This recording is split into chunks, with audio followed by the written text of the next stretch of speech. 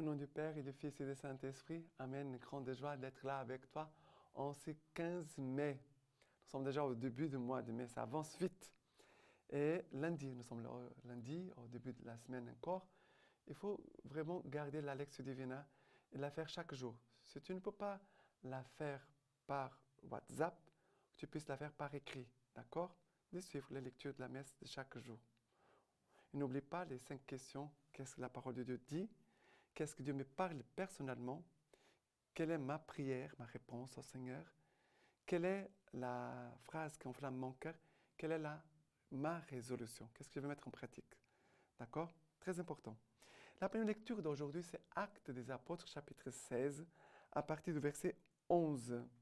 Nous dit ceci. De Troas, gagnant le large, nous cinglâmes droit sur Samothrace et le lendemain sur Néapolis, d'où nous gagnâmes Philippe. C'était des premiers rangs de ces districts de Macédoine et colonies. Nous passâmes quelques jours dans cette ville. Puis, le jour du sabbat, nous nous rendîmes en dehors de la porte, sur les bords de la rivière, où nous pensions qu'il y avait un lieu de prière. Nous étant assis, nous adressâmes la parole aux femmes qui étaient réunies. L'une d'elles, nommée Lydie, nous écoutait. C'était une négociante en pourpre de la ville de Thyatire. Elle adorait Dieu. Le Seigneur lui ouvrit le cœur, de sorte qu'elle s'attacha aux paroles de Paul. Après avoir été baptisée, ainsi que les siens, elle nous fit cette prière. Si vous me tenez pour une fidèle du Seigneur, venez demeurer dans ma maison. Et nous y contraignit. Et elle nous y contraignit. Alors, voyez l'action de l'Esprit Saint. C'est l'Esprit Saint qui conduit toutes choses. C'est l'Esprit Saint qui va conduire Paul dans ces districts de Macédoine. Voilà. Et c'est l'Esprit Saint aussi qui va conduire Paul. Là, il pensait trouver un lieu de prière. Il dit, nous nous rendîmes en dehors de la porte, sur les bords de la rivière, où nous pensions qu'il y avait un lieu de prière. Voilà, il cherchait un lieu de prière. C'est ça qu'il voulait prier, Paul. Il va là-bas. Qu'est-ce qu'ils vont trouver? Ils vont trouver les femmes qui étaient réunies. Et Paul va adresser la parole de Dieu à ces femmes-là. Il va commencer à parler de Jésus-Christ. Qu'est-ce qui se passe? Lydie, elle écoutait. Elle écoutait, ça veut dire que l'écoute déjà, c'est l'action de l'Esprit Saint qui ouvre les oreilles pour accueillir la parole de Dieu. Le Seigneur lui ouvrit le cœur, de sorte qu'elle, Lydie, s'attacha aux paroles de Paul. Non pas les paroles de Paul, ce sont les paroles de Dieu, données par Paul. Après avoir été baptisée, voyez, tout de suite, elle s'attache au Seigneur Jésus. Elle demande d'être baptisée. Je veux être baptisée. Elle va se baptiser aussi avec les siens, ainsi que les siens. Les siens, ça veut dire les gens de toute sa famille. Moi, je pense, Lydie, une femme adulte, avec des enfants, des petits-enfants, moi, je ne connais pas, d'accord? Mais j'imagine. Ça veut dire son époux, ses enfants, les belles filles, les beaux-fils, les neveux, les petits-enfants, toute la famille a été baptisée. Toute la famille. Ici, dit, avec toute sa famille. Ça veut dire que le baptême, il est pour tout le monde. Ce n'est pas que pour les adultes. Parfois, les gens disent, mais c'est pour les adultes. Non, c'est pour nous tous, pour les enfants, pour les petits et les grands. Mais c'est vrai qu'il faut toujours la catéchèse. Pour les petits, une catéchèse adaptée pour les enfants, et aussi une catéchèse adaptée pour les adultes. Parce que les compréhensions ne sont pas les mêmes. Et aussi la façon de la vie, ce n'est pas la même des enfants et des adultes. Mais nous tous, nous avons besoin de catéchèse. Catéchèse. Nous tous. Nous tous. Ça ne suffit pas d'avoir la catéchèse que nous avons reçue à l'âge des ans, quand nous avons fait peut-être la première communion et la confirmation. J'avais 10 ans, 11 ans, 12 ans. Mais tu ne connais rien. Peut-être tu as appris même des choses par cœur, mais la foi catholique, c'est plus grande que ça. Il faut approfondir la foi. Il faut encore la catéchèse. Moi, à l'âge de 20 ans, quand je me suis converti, j'ai senti le besoin d'aller à nouveau à la catéchèse. J'avais déjà la confirmation, mais j'avais besoin de me nourrir mieux maintenant de notre foi. J'ai commencé à participer dans un groupe de catéchèse pour des adultes. Et je pense dans toutes les paroisses, je pense qu'il doit y avoir certainement des groupes de catéchèse pour des adultes ou pour des gens qui veulent approfondir la foi. D'accord? Et voilà que Lydie va dire, si vous me tenez pour une fidèle du Seigneur, demeurez chez moi.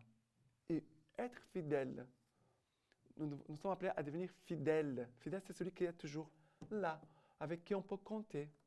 Et non pas des gens qui viennent une fois, après ne viennent pas une autre fois, qu'après, quelques temps après, reviennent.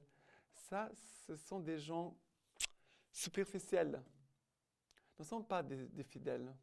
Ce sont des touristes. Nous sommes appelés à être fidèles.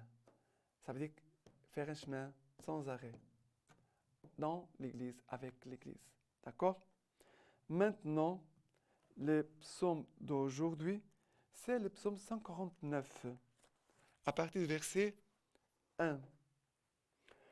Alléluia, chantez au Seigneur un chant nouveau, sa louange dans l'assemblée de ses fidèles. Joie pour Israël en son auteur, pour les fils des Sion, allégresse en leur roi. Louange à son nom par la danse. Pour lui, jeu de harpe et de tambours. Car le Seigneur se complaît en son peuple, et dans nos âmes l'éclat du salut. Que les fidèles exultent dans la gloire, que de leur place ils crient de joie. Les éloges de Dieu à pleine gorge.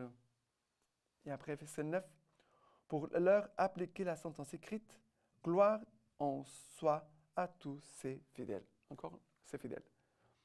C'est celui qui est fidèle qui va recevoir les grâces et qui va affirmer sa foi, qui va s'enraciner dans la foi et dans la vie de l'Église. Celui qui est touriste, il vient pour se distraire un peu et après il rentre chez lui. Mais il ne va recevoir rien. Rien. Son champ est vide. Son champ, ça veut dire son âme, est vide, stérile. Le Seigneur aime son peuple et dans nos âmes l'éclat de sa victoire, de son salut. Voilà, le Seigneur aime les fidèles sont aussi ceux qui font un chemin d'humilité. Voilà, et de confiance dans le Seigneur. Parce que les gens, ils veulent tout de suite des choses. Voilà, je demande telle grâce. Aujourd'hui, il faut que tu me donnes. Non, ce n'est pas comme ça. Il faut demeurer dans la foi, dans la fidélité, dans l'humilité, dans la confiance. Car c'est le Seigneur qui conduit nos vies. Nous ne pouvons pas donner des ordres à Dieu. D'accord? Maintenant, l'évangile d'aujourd'hui, c'est Jean, chapitre 15, à partir du verset 26. Lorsque viendra le Paraclet, que je vous enverrai d'auprès du Père,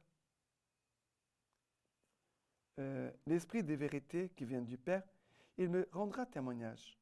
Mais vous aussi, vous témoignerez, parce que vous êtes avec moi depuis le commencement. Je vous ai dit cela pour vous éviter le scandale. On vous exclura des synagogues. Bien plus, l'heure vient où quiconque vous tuera pensera rendre un culte. Voilà, ici, les gens vont tuer les chrétiens, ils vont penser qu'ils vont rendre un culte à Dieu. Et cela, ils le feront pour n'avoir reconnu ni le Père ni moi. Mais je vous ai dit cela pour qu'une fois leur heure venue, vous vous rappeliez que je vous l'ai dit. Le Seigneur veut nous donner les paraclets, les défenseurs, l'Esprit Saint, pour nous donner la force pour rendre témoignage de Jésus-Christ et avoir même la force pour subir des persécutions, même des martyrs, même des gens qui vont mourir pour le Christ. Comment cela peut être possible? Parce qu'ils ont reçu un don spécial de l'Esprit Saint à ce moment-là. Humainement, ce n'est pas possible, mais c'est quelque chose de surnaturel. C'est de l'ordre spirituel de l'ordre de Dieu. Quelqu'un qui va avoir la force et le courage pour rester fidèle à Jésus jusqu'au bout, jusqu'à la mort. Mais à nouveau, le Seigneur nous parle ici de la fidélité. Rendre témoignage dans la fidélité.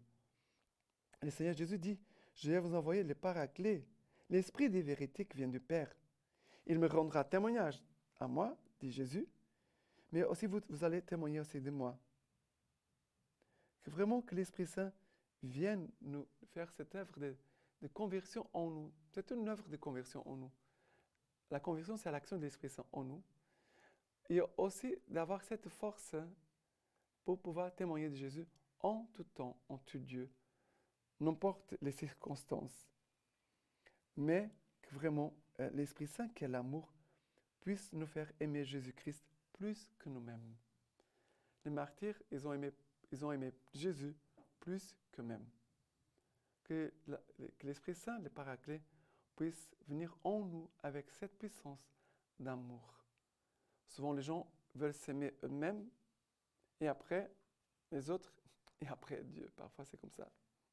Mais nous devons demander cette puissance de l'amour pour être fidèles jusqu'au bout. Et la lecture patristique d'aujourd'hui de Saint Grégoire, que nous dit ceci. Voici les jours que le Seigneur a fait, différents des jours apparus au commencement de la création, qui sont mesurés par le temps. Celui-ci est le commandement d'une autre création. Dieu fait, en ce jour, un ciel nouveau et une terre nouvelle, comme dit le prophète. Quel est ce ciel, le firmament, l'édifice solide de la foi au Christ? Quelle est cette terre, le cœur excellent, comme dit le Seigneur? C'est la terre qui boit la pluie tombée sur elle et qui donne une riche moisson. Dans cette création, le soleil, c'est la vie pure.